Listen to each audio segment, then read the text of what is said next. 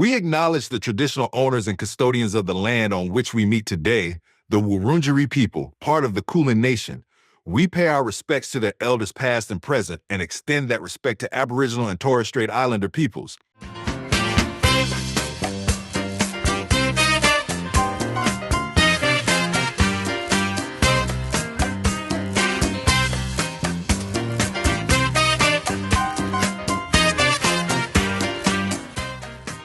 Welcome to African-Australian Conversations, a podcast that aims to change the negative stereotypes about African Australians.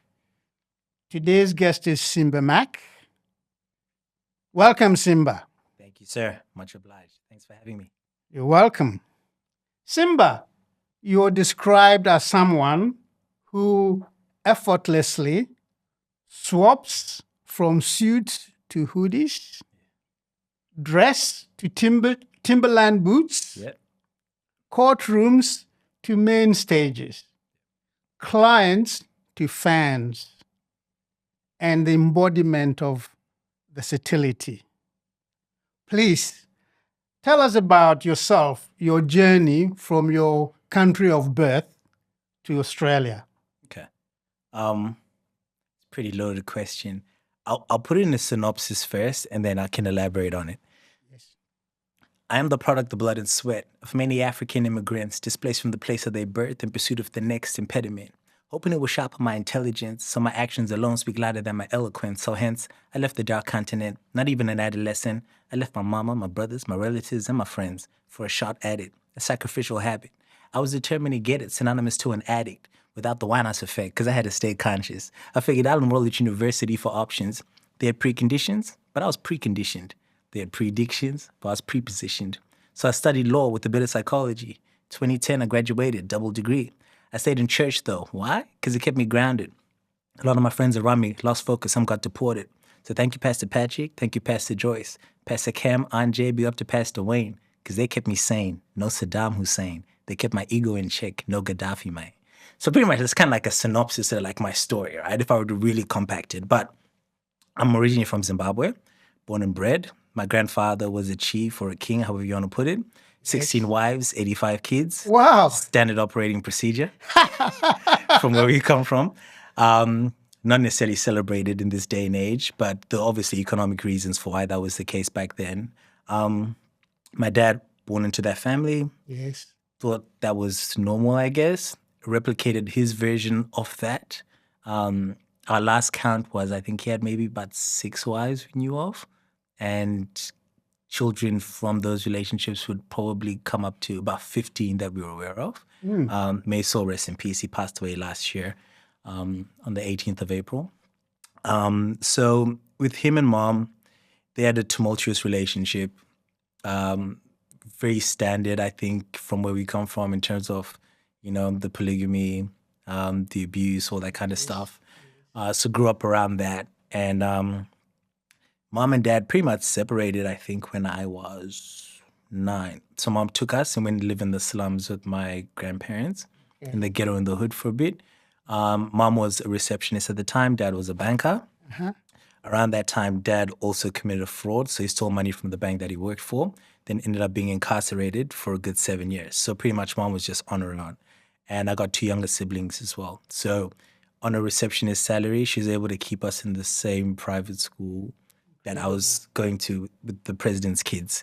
So she did her utmost to do that. So for me, perspective-wise I could already see a significant advantage in terms of how I would view women and the opposite sex, right? Yes. And it showed me how your resources don't necessarily determine what you're capable of achieving or opportunities that you want to if you're determined. So my mom had already started shadowing stereotypes from a very young age for me. So I pretty much thought everything was possible or anything was possible. She kept us in church, so she kept our faith bank like really, really on an ultimate high. So in terms of impediments that were, of an ocular sense or evident, Yes. whilst they were there, they didn't limit or obstruct my functionality in terms of what I believed I was capable of doing. So my reality didn't necessarily determine what I felt my future was going to be like. So pretty much, when I was 10, my mom sat me down and said, okay, well, here's the situation. Your father's in prison. We're divorced. I'm a receptionist. The best I can do is keep you in the schools that you're at. I can't guarantee how long that's going to be for, but we'll, do the best you can and take advantage of these opportunities. And your life's pretty much in your own hands. And as soon as you can, you're going to have to step into your dad's shoes, help me with your younger brothers. So when I was about 17, by then I was a prefect in school. I was the president of Toastmasters. Wow. So it started shattering things. So she had big expectations for me. So I went and I sat down with 10 of the wealthiest businessmen I could find back in Zimbabwe to see if someone could sponsor me to study overseas. Yes. The first 9 people I went to see all said no. The 10th guy I went to see said, I believe in your vision. So part of my pitch was I want to become president of Zimbabwe one day. Wow. So he believed me. At that age? At that age, yeah. So he believed me. And he said, you know what, I'll pay for your first semester so you can get a visa to get into Australia. Good. Then mom sold a car to pay for my plane ticket and then gave me the leftover money from that to start off. So then landed in Perth 2004 with just 1 semester's worth of school fees paid for and no plan B. So technically speaking, I could have been deported by second semester pretty much. So mom told me, I think I arrived in week 5 because we're trying to raise money last minute, to get here. And I remember we were in the car and my mom was like, Simba, the first thing you need to do when you get there is find a job. Don't go to class, nothing. So I was able to find 4 jobs that I worked concurrently whilst I was studying. So I'd enrolled to study in law and psychology. Okay. So I was doing that, but didn't attend that much class because I was working to pay off my school fees as an international student. As you know, that'd be so expensive because going home was just not an option. No. Particularly given the financial crisis that was happening at the time, the political instability. If I were to go back home, I would have been a burden to my mom.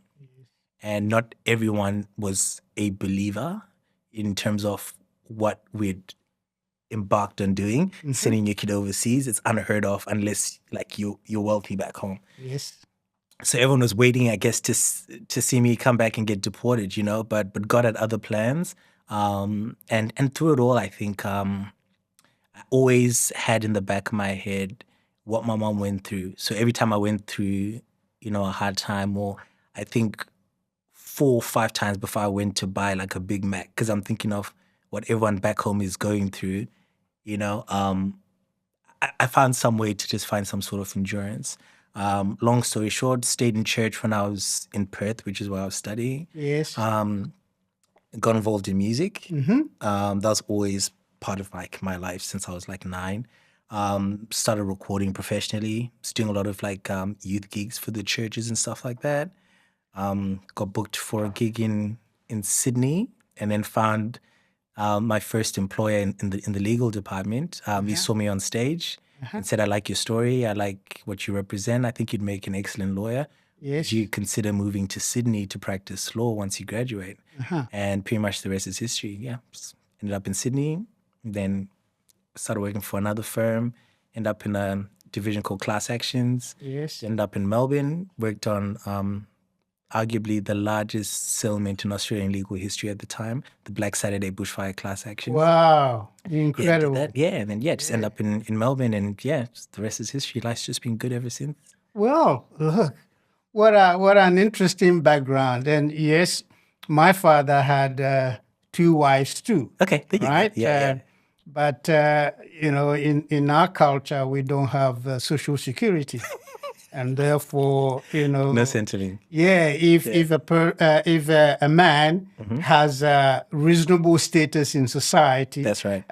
It is expected of them that they'll take on a few women and bring them under his household and look after them. Correct. So so that's part of our culture, isn't it? That's right. But it's also interesting because Perth was the first city that I landed in when I came to Australia. So There we are. We There have you go. something in common. Yeah, Common. absolutely. What was Perth like for you when you arrived? And when did you arrive in Australia? I arrived in 1978. 1978. I wasn't even born yet. Oh, wow. So you're an OG. No, but black don't crack because you look amazing. By the way. Thank you. Thank you. You know, I'd love to look like that at your Thank you. age. At least 10% of that. That's pretty good. Thank you. Well, when I arrived in Perth in 1978, Yeah. the total population for the whole state of Western Australia Yeah. was, I think it was 1 million.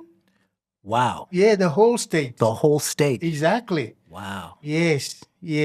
Wow. Anyway, Simba, what are some of the negative stereotypes about African Australians that you've heard? And how can we work to change this? I think a lot of it's got to do with, I think, this misrepresentation of a limitation of resources, right? Yes. Which creates this inaccurate narrative and naturally an anxiety within just the populace generally, that we don't have enough for the people that are here already. Mm-hmm. So whenever anyone that comes in and doesn't appear as though they're giving an obvious or providing an obvious contribution to the status quo in terms of resources and not adding to it, they're seen as a burden. When it comes to a lot of people of our heritage, African or of our ilk, there is this false narrative that a lot of us come as refugees. We're coming here to take, not to contribute. Yes. And I think that is the common thread that exists, and everyone's just, painted with the same paintbrush, Yes. and nuance isn't taken into consideration. And stories like mine, for example, where, we voluntarily left home, but we didn't leave home not to seek for a better life. And anyone who knows how difficult it is to leave one continent to come to another, yes, that transition in itself, being separated from what simple things like smell, colors, culture, food, everything that's been home to you. Yes. And then be extracted from that to come here and start from scratch. You don't have the same foundations everyone else who's been born here or who's had generational wealth or compounding inheritance had. And you're starting at that same level and you've got to make something of your life. Refugee or otherwise, it is an onerous task. Yes.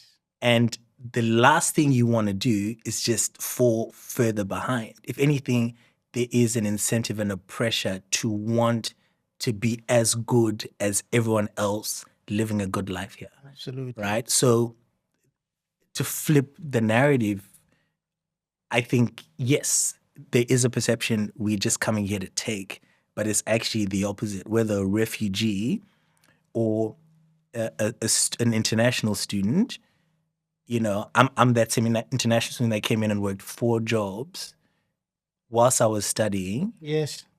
Paid for Australian students HICS whilst I was paying the full fee, and I couldn't go to class to do that.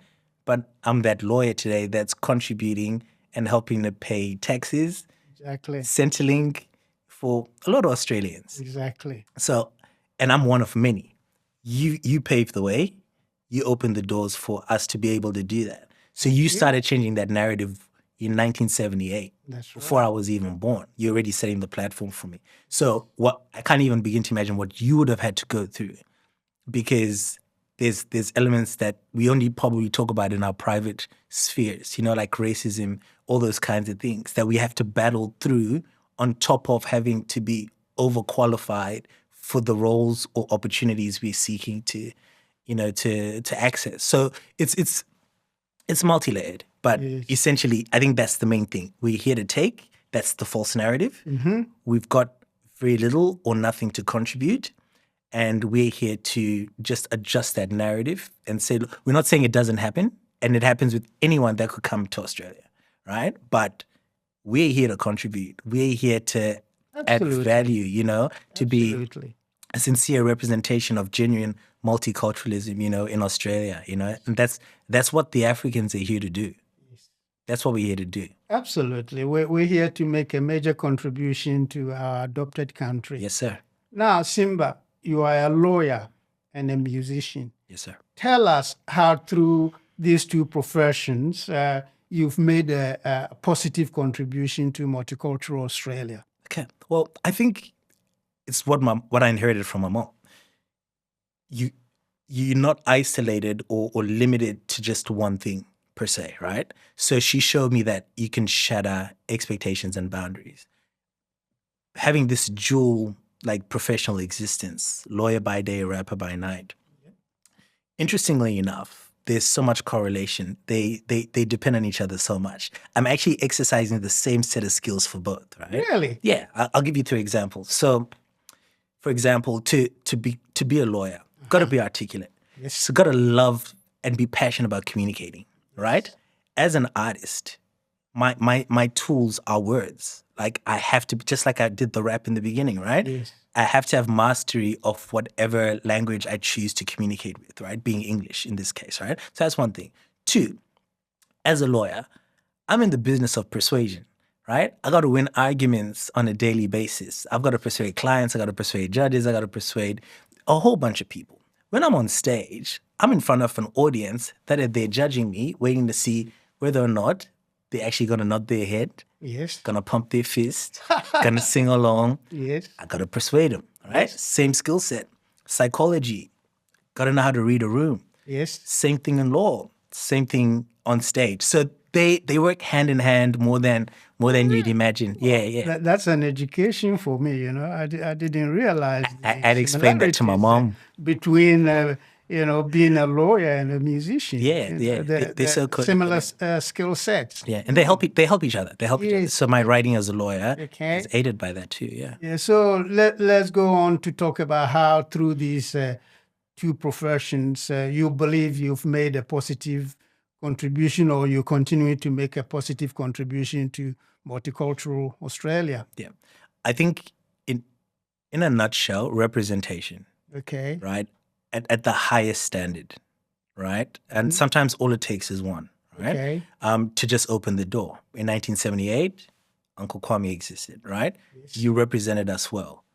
A door was left open for, 20 years later, for Simba to come in, right? And have it easier that way in that professional setting, right? Yes. So I didn't have to be limited to, you can only do, people that come from your world are relegated to only these professions, right? I'm there to burst the door open. So as a lawyer, I'm there doing that on a daily basis, right? Probably every firm I've worked at, I've been probably the only Black person, could be wrong, but I think I've been the only Black person in a lot of these spaces. So giving them access to people that look like this, Yes. that can do what they do, right? Because when you go into these spaces, a lot of Australians or white people have had their uncles that were lawyers, or their dads that were lawyers, or their grandfathers that were judges, or whatever the case may be. Absolutely. So you're the first iteration or version of someone that looks like you, that operates in that caliber. In the music sense, it's not so difficult in terms of, actually it works in conversely, because for rap, for example, we're overrepresented, right? You usually see a lot of Black people in there.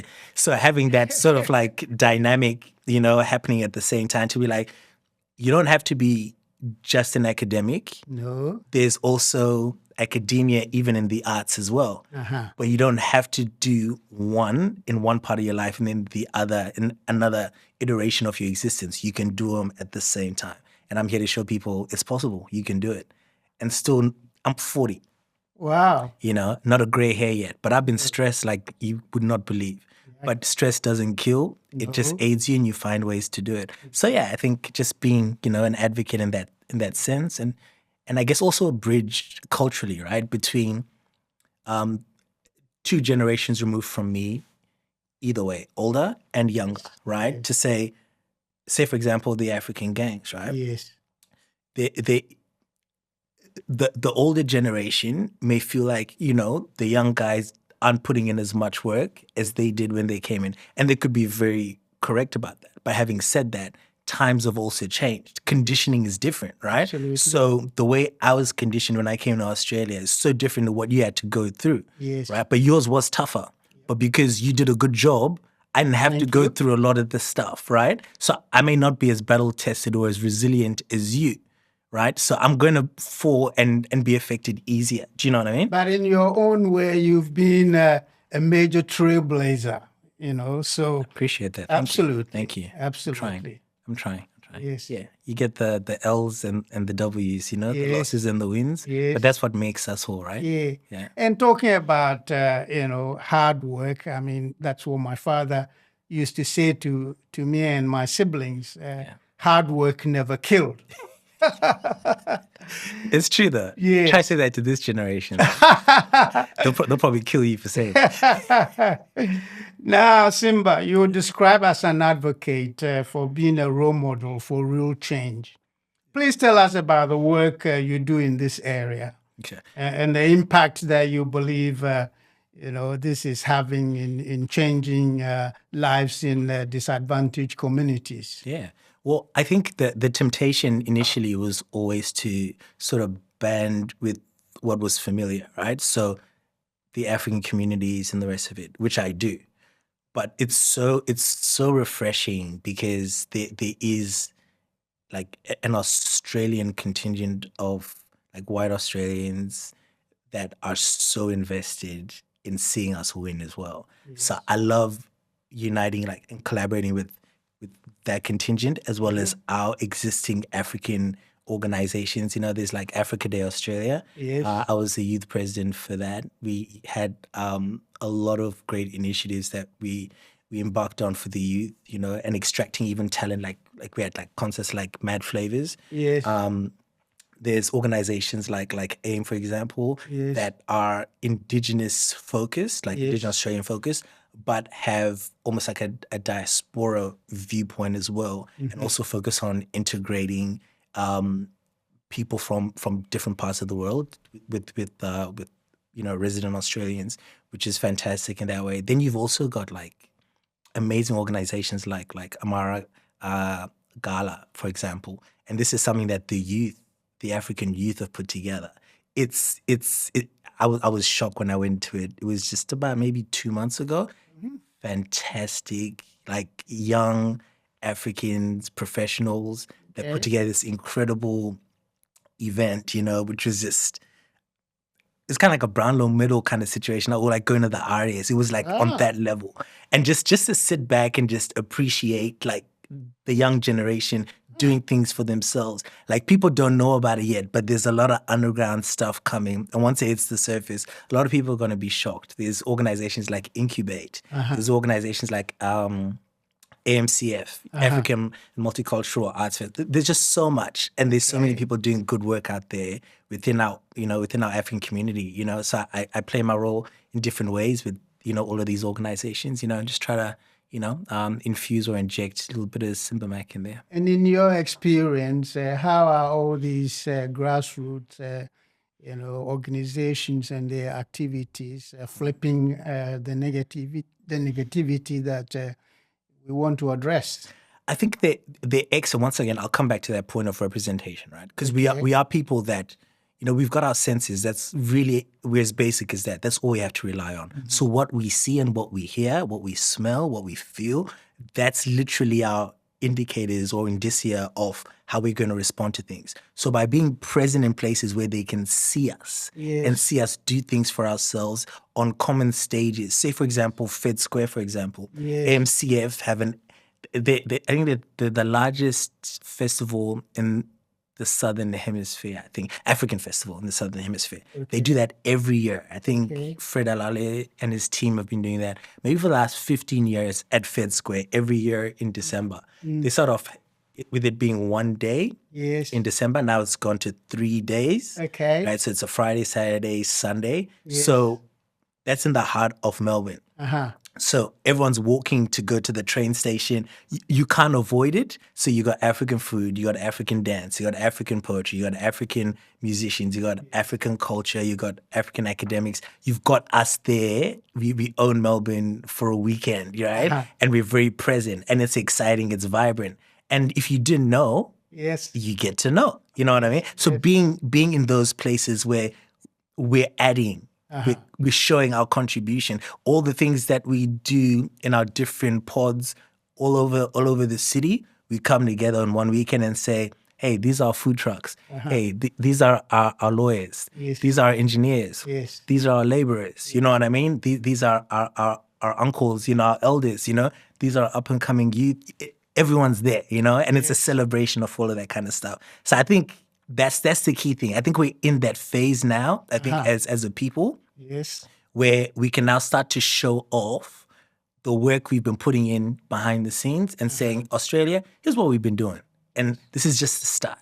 Yeah. You know? Well, it's very interesting because, when I lived in Canberra, after my studies, I went to Zimbabwe, your country of birth. Nice. Yes, and then I came back, and then I went to Canberra and worked for the federal government. There you go. And that was when I got my inspiration to try and educate our fellow Australians about who we are as a community and what we can contribute. And it's interesting that I also use music and culture. Yeah, exactly. okay. So I, together with some friends, we started the first ever African Cultural Festival in Australia. See? And we called it OCB, the Rhythm of Africa. I love that. It ran for 2 years. And what we did was similar to what you've described occurs at Federation Square. Yep. So we had African food, African fashion, African music. We held workshop in African drumming.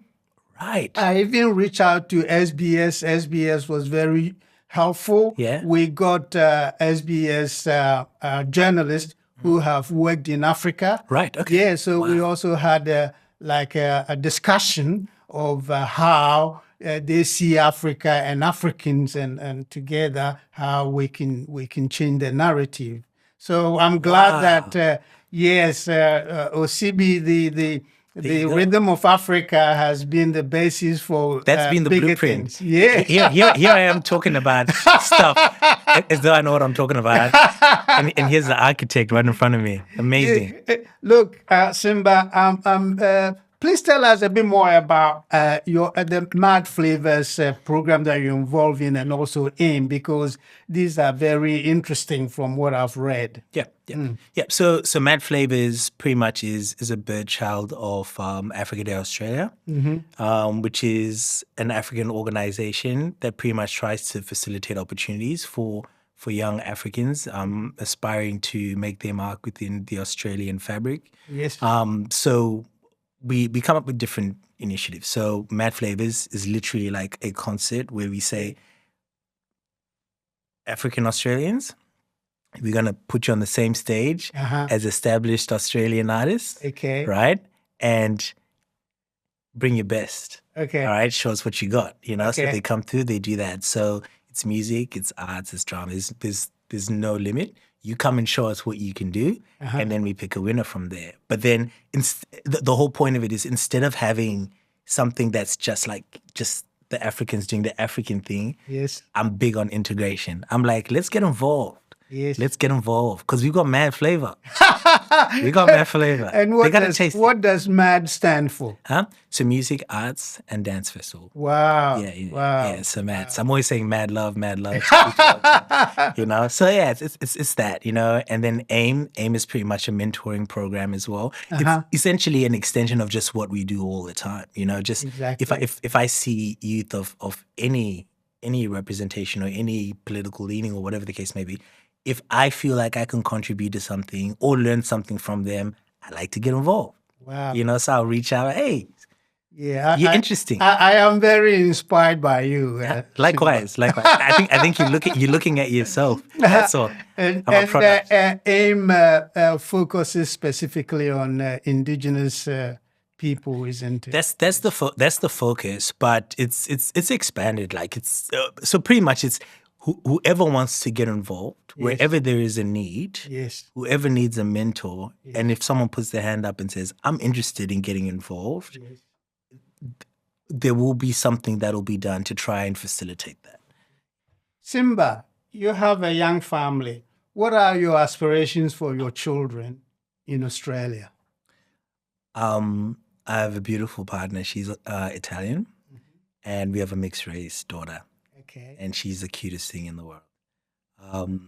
As a father now, I don't want her to go through a lot of the stuff that I went through. No. But I feel though, because I spent 19 years in Zimbabwe before I came to Australia, Yes. I grew up immersed in everything that was African, that was black, from a black garbage man to a black president. Yes. So I got to see every iteration of what we could be. So when I came here and I experienced, say, for example, racism, whilst it did hurt emotionally and still does from time to time, it never hindered my functionality. No. So I feel as though back home, having lived with, say, leaving home every day Yes. in an African family, Yes. to go into a private school, which is predominantly like white teachers, white students, I mastered the art of code switching because I had to go back home and be Simba, Barbara's, and Clovis's kid, right? Yes. So I had to learn how to code switch seamlessly. When I came to Australia, to be in a lot of these spaces where I'm not represented, I need to learn how to code switch into what I need to be able to be in those rooms and function and do what I need to do. But after I've done that, I still need to be able to code switch back to self, Absolutely. right? And it's a skill which was mastered back home. The challenge that from mentoring a lot of African Australian youth I found that are born here is they tend to be, they're born code switching to what they deem successful, and everything in that space for the greater part historically has been white or Australian. So the subconscious narrative is the closer I am to white, Yes. the better my chances are of being successful or getting that job or getting that, right?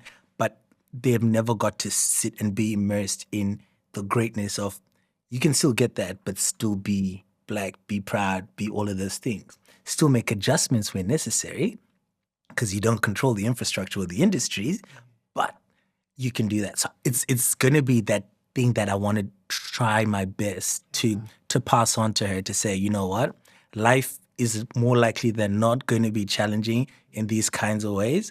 I'm not trying to scare you or anything like that, but I need to prepare you to know how to navigate through the complexity of having to navigate being African Australian, being biracial, without the resilience or the immersion of being around black excellence, if you will, in a place like this. So that's going to be the thing that I think my next greatest and most exciting challenge, imparting that onto her without traumatizing her. Well, look, absolutely.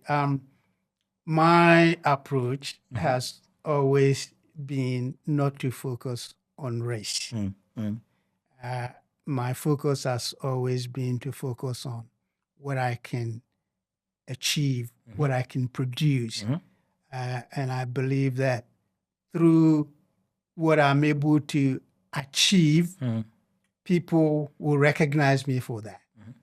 And when I have conversations with some of my African friends, I say to them, look, yes, racism exists everywhere.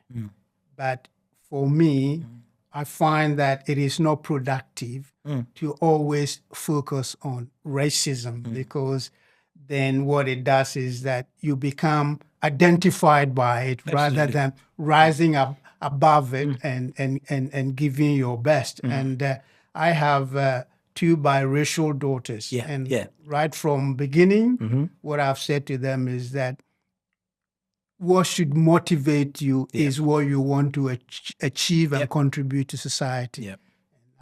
I keep saying to them, even though you're women, Mm. you're capable of doing Precisely. anything that you want, Exactly right. so long as you put in the hard work. Absolutely, absolutely, and I agree with that 100%. You know, and I think that message, it landed so effectively for me Yes. in Africa when my mom told me that, when I was surrounded by adversity, and I knew she wasn't joking. Like I was living it every day. Yes. With the youth, and I take on board what you're saying. But if you're born living the soft life Yes. here, Yes. that messaging is a lot harder to land, I think, with the youth sometimes, like, so because the adversity isn't so apparent, you know, and it's only later on in life when you're like, the old man was right. Yes. I should have worked harder. You know what I mean? Yeah. You get what I mean? Yeah. So as long as there are food on the table, you're providing all those kinds of things, they're not seeing that struggle the way we saw it back home. Yes. So when our parents were telling us when we were in 4th grade, you better get good grades. Yes. We knew they weren't playing around because we wanted to Absolutely. get out of abject poverty, right? Absolutely. You know, whereas here it could land. I think it needs a bit more work, and that's the thing I'm trying to figure out. Like, how do you make that message you've just mentioned land when they're living a comfortable life? Yeah, well, that is a challenge. And I think that one of the things that my generation, I believe we haven't done a very good job of it, is mentoring the younger African Australians, you know, because in spite of all the challenges, and these challenges are not unique to Australia. That's right. That's right. Almost every country has these challenges. But what is special about Australia are the unique opportunities. That's true. That's very That true. Anybody who is prepared to work hard, That is very true. you know, you can get education. You're so right about that. Either academic education or trades. You're so right about that. And, you know, Yeah. I believe that we need to look at strategies That's to right. better mentor the young people and not and dissuade them Yeah. from always focusing on the negatives rather Absolutely. than looking at what are the positives, what are the opportunities that Australia can offer to them. I agree with you on that point. And you know what I think as well, what might actually be good is perspective is a powerful thing, Absolutely. right? And why we worked so hard is because we knew what life was like on the other side. And we know what life's like on the other side. Exactly. So I think, like, for example, like with my daughter, you've raised something that's really good, which I probably will start implementing, is taking her back home. Yeah. To be like, you know, these are your cousins. Yes. They don't have the privileges you've got. Absolutely. And they're going to have to work maybe 10 times harder Yeah. than you to get to where you're at Yes. from where they are. Yes. So when we go back home to Australia, when I say, apply yourself, Yes. do better, think of them. Think of the privileged position you're in. Now you could possibly facilitate opportunities to put them in a better position, right? You know what I mean? Because you're 100% right. I think that's the key. We've got to take them back. Yeah. You know what I mean? And I'll cut you guys some slack in terms of the older generation. You guys went through a lot, right? You guys had nothing to start off with, right? So on top of having to raise us and all that kind of stuff, it would have been, I can't even begin to imagine, like, you know, you're organizing festivals and the rest of it in the midst of all of this, right? And you're dealing with racism, and it was still fresh then. Like, there wasn't political correctness, you know, mastered the way it is now. No. And you've still been able to achieve and do what you've done. So credit to you guys and your generation for doing that. And thank you for doing that for us. You're You welcome. know, and we'll try to, you know, take the baton from what you guys have done and try to refine and add more to what you've already done. But you guys have done an incredible job. I'm not here if it weren't for you. So Thank you. yeah, take your Yeah, flowers and for it's sure. interesting that you mentioned this about taking children back home, because I know of some friends who, you know, as part of disciplining their children, have actually taken them back to their countries of roots. birth, Yeah. so that they can see, you know, the disadvantages there. That's right. As a comparison between Yeah. what is available in Australia That's right. and why, and they should take advantage of the opportunities here to improve their lives. That's exactly right. Yeah. Well, Simba, this has been a very fascinating conversation. We're coming to the end of it, but I have a few quick questions for you. Okay. All right. And favorite African dish? Where do we cook this best in Australia? Uncle Kwame, anything that is meat related. Let's Meat talk about related. meat protein. if you can find fire and put any kind of meat on there, Yes. sold.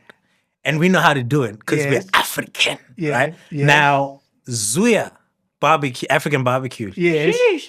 Yeah, we call it Guys, suya. You guys Zuya, okay? Suya in Ghana. In Ghana. Yes. Oh Lord have mercy. I'm telling you, that meat, like I'm salivating right now. I might have to go pay him a visit this afternoon.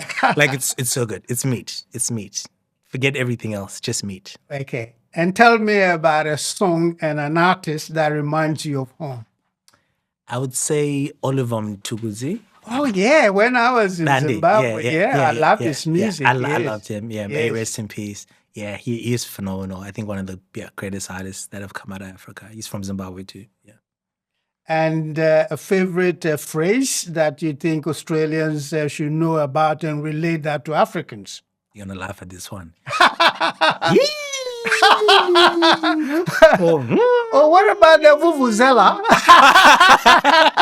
That was crazy.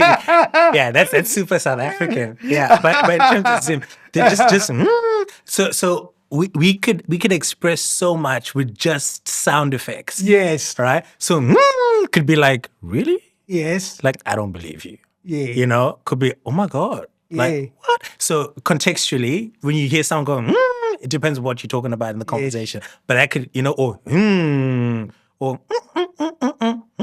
you know, like all those things. Like it's a language unto itself. It's crazy. But yeah, things like that. Absolutely, because in Ghana too, during the time when the Ashanti Empire was being established, you know, the drums were used to communicate to the people. Yeah. So, you know, talking about sound, that's very powerful. Yeah. Okay, so one thing that you know you love more people to understand about African culture.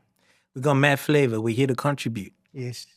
Got a lot to give and a lot to learn. Yes. You know, so let's have a cultural exchange. And from your background, you actually attract a lot of crowd when you perform, and you attracted over 100,000 people at one of your performances. Yeah, That's New Year's absolutely Eve. incredible. It's incredible, but it's because of the foundations, you know. Yes. You know, the festivals, the African festivals, because they're the first ones to put me Yes. on stage at Fed Square.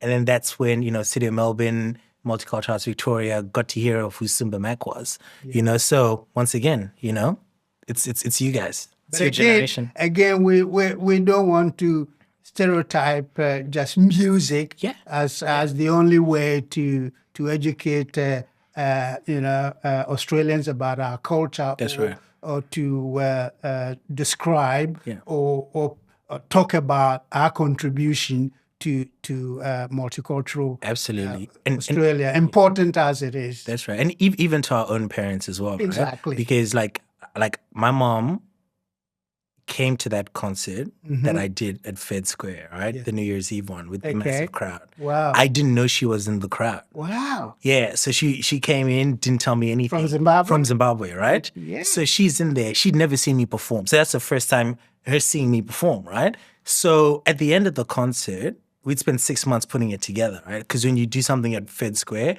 like everything has to be on point because it's a public space, you know? Yes. So you gotta be careful what you say. So my team came and said to me, they were in on it. So they came and said to me like, you know, someone from City of Melbourne wants to speak to you. So I'm thinking to myself, what did I do wrong? Like, everything was on point. So I'm freaking out. I'm like, I thought we killed it. Okay, cool. So anyway, we go to the back. We're in the green room. Dancers there, the whole team, the band, everyone. So everyone's looking all sad and somber and stuff. I'm like, guys, we just pulled off like, there's no blueprint for this. You can be a lawyer because there've been so many of them before. But what we pulled off, like, there's no book for this. Why aren't you guys excited? in walks my mom. And the entire time, like a lot of my music, it's all positive. I don't swear or anything like that, right? And I'm sharing my mom's journey, my journey, just inspirational stuff. So I was sharing stories about my mom and all the sacrifices she had made during that whole concert. And in the back of my head, I'm thinking, I need to do 2-3 more of these, and I'm going to fly mom over. She needs to see this. This is crazy. And then And little did you know that she was already in the crowd. my brother, like I literally fell on my knees because I was so weak. Yes. She did the same, and we Yes. couldn't walk, and we're Wow. both in tears, crawling to each other, and we just embraced. And it was so powerful because I got validation from my mom, and she said, "Now I know what you're doing in the toilet when you were 9, spending 2 hours sitting on the toilet. You were writing these raps." I was like, "Yes, mom, that's what I was doing." And she's like, "I'm so sorry. I put the burden of my desperation for you to be successful and made you become what I thought you should be as a lawyer, and totally ignored this other thing. I did not know God gave you this gift." And that was I totally forgot about how successful that event was, because the highlight for me was that validation from my mom. So just for parents, and I'm going to practice that with my own daughter, be everything and anything you can be. Absolutely. There's no limits, and you can do it all at the same time. Do it. Let's see what happens. Exactly. Let's see what happens. Thank you, Simba. Thank you, for sir. coming. Appreciate Thank you. Thank you so much. Thank you, sir. Thank you, Angus. Thank you, Sessions in Progress. Incredible. Session in progress. Incredible. How did we go? Best intro to a podcast I've ever had. Really? Oh my god. Oh, bro. Shout out to you.